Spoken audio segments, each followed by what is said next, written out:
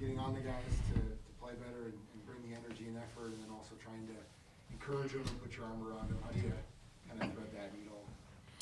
Yeah, I think it's it's the same. They know that, the only time I get mad really is like when I feel like the standard of what we're trying to do here is being compromised for whatever reason. I mean, they know that, we want to win every game, but I'm not as concerned about the score necessarily as about how we're playing.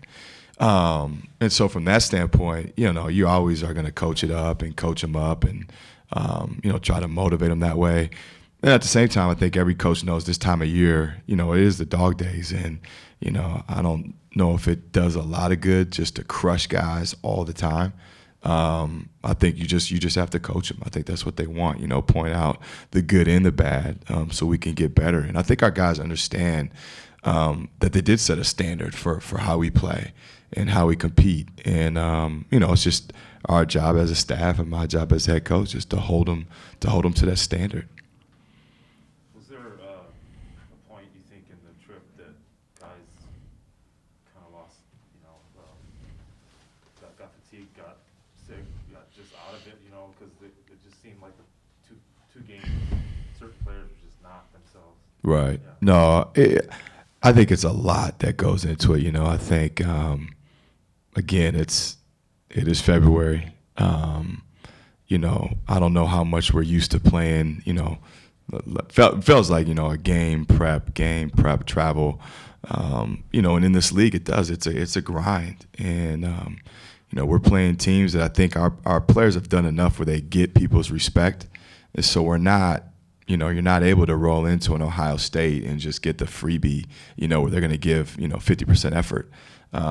So I do think that because of that, you're getting everybody's good shot because they know if they don't bring it, that we've proven we're capable of winning games. And so, I think the hard part is when you haven't had a ton of success, it is, especially when you're on the road. It's different. At home you've got the crowd, you've got something to support you, and then just on the road it's hard to get yourself out of a rut all the time, and it's hard not to get down sometimes. It's hard for, the human nature piece not to kick in, and for, if the offense isn't falling, to really rely on your defense. And we all want it to happen and talk about it and how it needs to, and again, I think it is about not giving in to that. And, again, I think we're playing some really good teams too. This Penn State team beat Michigan State, and had to convincingly come from like 13 down to beat them. And so, it's just our guys hanging in there and sticking with it, and, just now trying to end it the right way in terms of how we play. It's probably more mental than physical?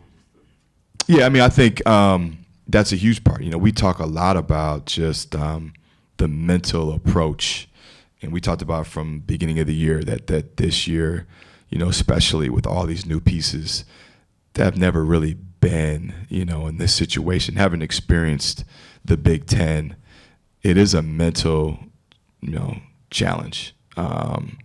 Especially when you're trying to get on a winning path, just kind of getting it out of your head, getting the mental confidence with just little things. And I think sometimes when you lose that mental, it's easy for fundamentals to kind of go away, which don't normally do. I think, we didn't shoot it great from the line last night. Well, to me, a lot of that is just, mentally, are you as engaged? Are you mentally confident? So I think more than anything, we just got to work to get back mentally to be in a good spot where we're that confident team that we were, for 75, 80% of the year. It looked like Peyton was pretty fired up in some of his tweets today, saying that it wasn't about fatigue and we'll be back. Did you see those, and what do you take away from that? Yeah, no, I think he's a competitor, I think he knows that, how hard it is to win in this league. And, to his credit, him and Eric have done the blunt work of a team that hasn't. So he's got a lot on his shoulders in terms of just not only having to produce, but also, trying to navigate our roster with guys and teach them and go through it with them, and kind of show them the way of like, this league is real, and this is why, it is one of the best leagues in the country. And so I think he's handled that part really well. And he's a kid who's never made excuses, ever. And I think he knows just the competitor that he is. Even yesterday, I mean, there were times where, I know he wanted it, and, trying to rally the troops. And, we're not where we are, obviously, without him. And so, now it's just like you got to treat him. You can't take him for granted. I think sometimes it's easy as a coach where it's like, you've got guys that haven't gone through it, so you're kind of more worried about them. But then you also got to keep in mind, you can't take Eric for granted. You can't take Peyton for granted, because it's been a grind on those guys too. Him and Jamison, for the most of the time, will get every team's best defender. And that's a grind when you got to work for every single shot. And so I know he's going to respond the right way, and he's going to be anxious to get back out there and play.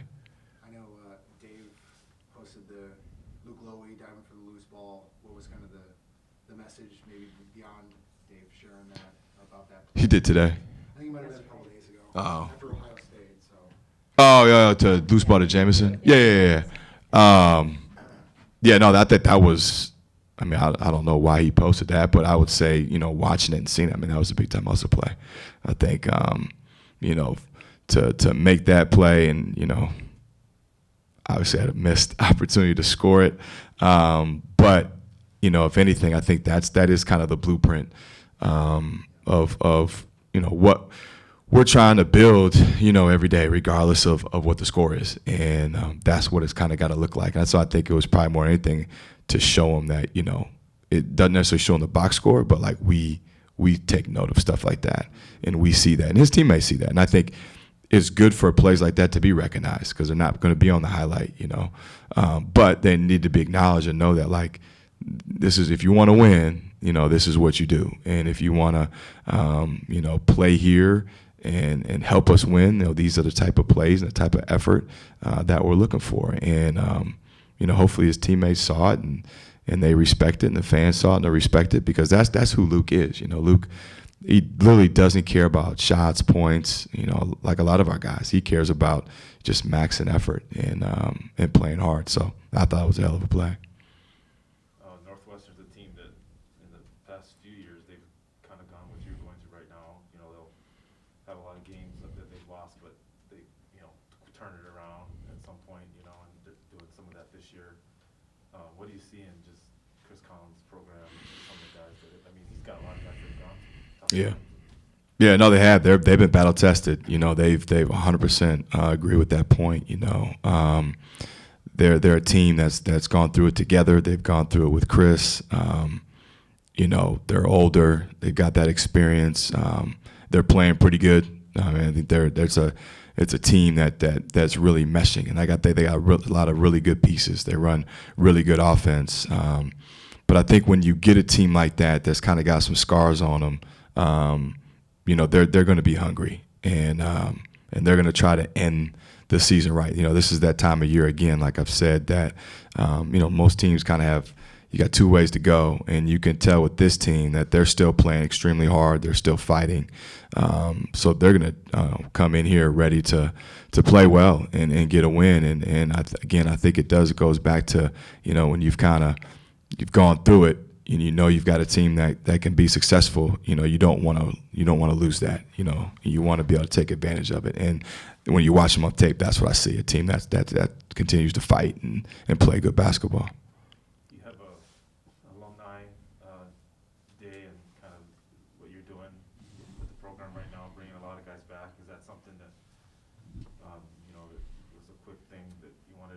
You're a former Gopher when you took over as head coach, or kind of a gradual thing to get everybody involved? Yeah, no, it's something I know we've always done, like an alumni game, and it's just something that we wanted to do. And my thing is, if we're gonna do things, like, how can we do it to the best of our ability? Like, how can we, if we're gonna do it, let's do it right and do a good job doing it. So this will be the first year. Obviously, we started this kind of in the fall. Hopefully we get a decent turnout, but it's just, again, it's like everything we're doing this year. You want to lay the foundation of, okay, here's what it's going to look like. And then the guys that come here this year, hopefully they see it, they enjoy it, they appreciate it. We can brainstorm ideas for how to make it better, and then they go tell somebody. And then all of a sudden next year, now you've gotten 5 or 10 more. And then, by year 3, 4, 5, it becomes kind of more of an event. And it's good because it's, brings different ages, it brings different decades, coaches, assistants, managers.